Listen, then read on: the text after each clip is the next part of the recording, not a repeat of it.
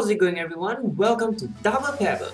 Today is the third and final part of our 3-part mini series to compare between world best Ibra and world best Drogba.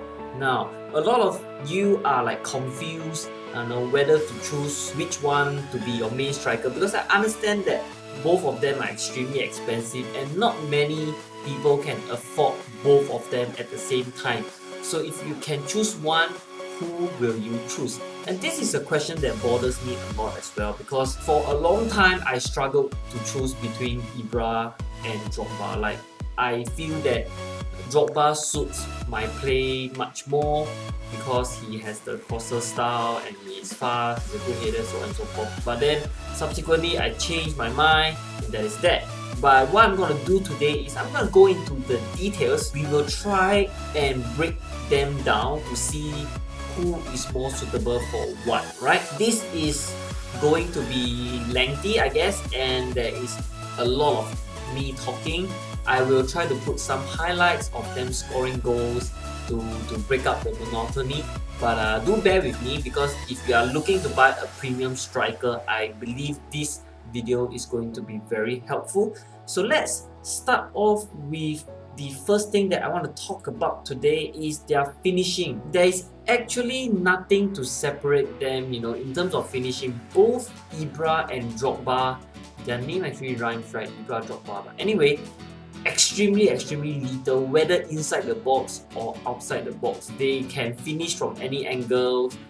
Both have 5'4", strong foot, weak foot. The main difference is just that Ibra likes the powerful, driven long shot, whereas Drogba prefers the thinner shot. So whoever you choose, you just have to keep this in mind. If you can, if the situation allows, do a driven long shot with Ibra, and if the situation allows, do a thinner shot with Drogba.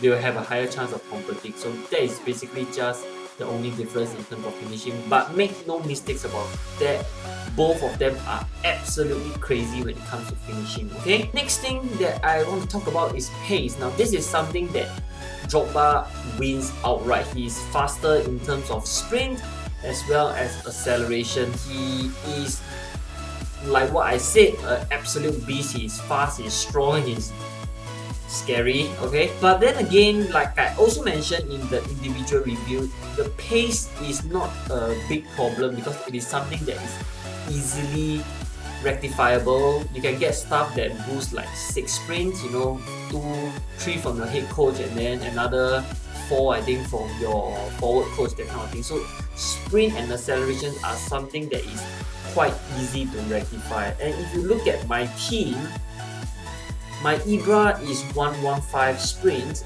while Drogba is obviously faster at 119. I would say 115 is not very slow. Most defenders are below 115 in terms of sprint, unless you are playing those crazy +8 team. If not, 115 is more than sufficient. Acceleration as well, it's just a difference by 2. So in terms of pace, Drogba wins outright, but it's not a deal breaker for Ibra, okay? Next, we talk about aerial ability. In terms of the quality of the header, is definitely Drogba, okay? He has the power header trait, he has better header stats. His headers are generally much more powerful and to the corners. It's either to the lower corner or to the upper corner one. Whereas Ibra, his headers sometimes can come off a bit lembik one, like his header is weak, off target, okay? Off target headers seldom happens with Drogba, but it happens from time to time with Ibra, okay? But Ibra has a much higher chance of winning the header because of his height. Jump doesn't really come into play here. From my experience, it's more about natural height. Ibra has a higher chance. He's the type that can stand behind the defender and still out jump the defender and hit from behind the defender, that kind of thing. So it's something that you have to decide whether you want to be able to score more from headers or win more headers. In summary for this part is, Ibra gives you a higher chance of winning the header, but Drogba gives you a higher chance of scoring from the header, okay? Mobility is the thing that kills Drogba. I find that the main thing about Drogba is that sometimes he feels smooth and sometimes he feels very stiff. My theory is that it is probably linked to his condition. Like if his condition is bad, he becomes like a rock, like a total rock. Whereas if his condition is good, he's actually fine. So this inconsistency is something that you have to live with if you decide to use Drogba. On the other hand, Ibra is like a ballerina, okay? You can almost close your eyes and imagine The Rock doing ballet. So that is how graceful Ibra is on the pitch. Extremely mobile and extremely agile for a man of his size. Next, we talk about strength. Both of them are monsters because of their physical size. Ibra obviously bigger, taller and heavier as well. Whereas Drogba is stronger, okay? Drogba has much higher strength as compared to Ibra, and Drogba has very high aggression as compared to Ibra. So they have two different ways of displaying strength. For Ibra, it's more of him putting his body about because his body is bulky by nature. Not that his body type is bulky, it's just that he's heavy and he's tall, so he's big. He harassed defenders by putting his body about. Whereas Drogba harassed defenders by using his strength more, his brute strength, his aggression and his strength to bully defender. But both of them can bully defenders very well. So in this aspect, I'll call it a tie. Ball control and dribbling, this is also a very big difference between Drogba and Ibra. Now Drogba has, I would say, at most average ball control and dribbling, which means that if you couple it with his low agility, he has a higher tendency of losing the ball, by getting tackled or really miscontrol the ball. Whereas Ibra, he is more of a perfect target man because he can really keep the ball very well. The ball sticks to him like glue. For this, right, in order to really appreciate the value of ball control, right, I would suggest you guys create another account.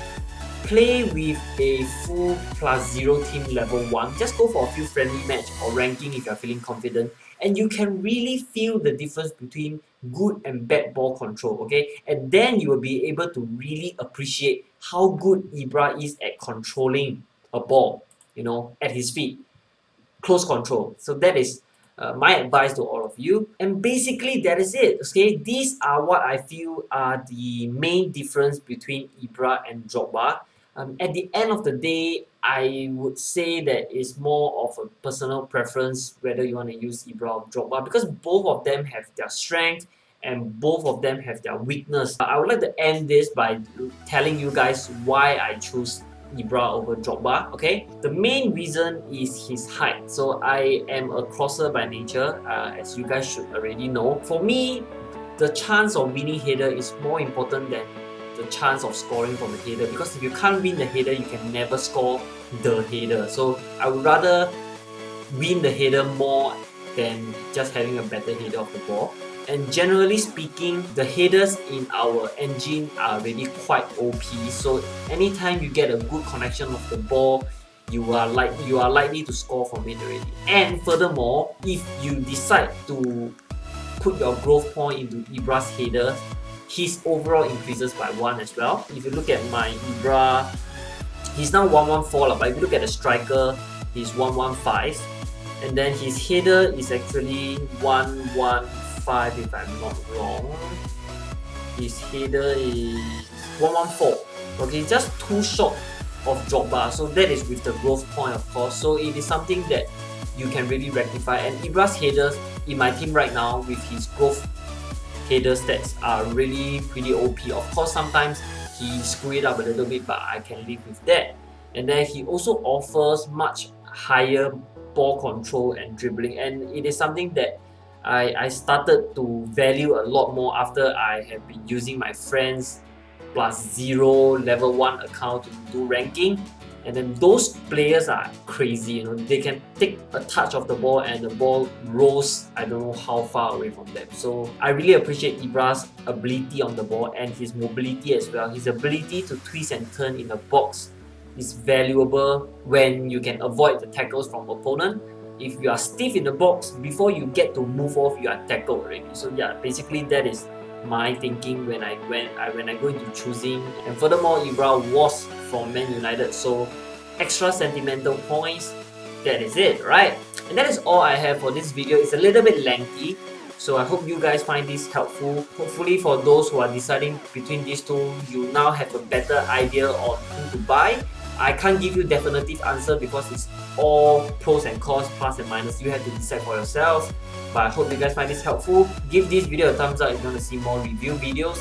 And also don't forget to subscribe if you have not done so. I would really appreciate that. And I'll see you next time.